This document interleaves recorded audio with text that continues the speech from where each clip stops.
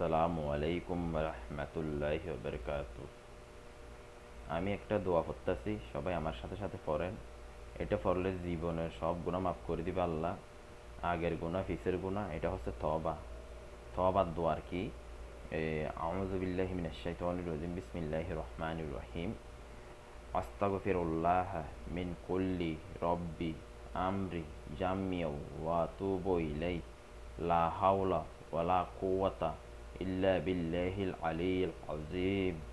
তওবা ইয়া আল্লাহ, তওবা ইয়া আল্লাহ, তওবা ইয়া আল্লাহ, তওবা ইয়া রব্বি, তওবা ইয়া রব্বি।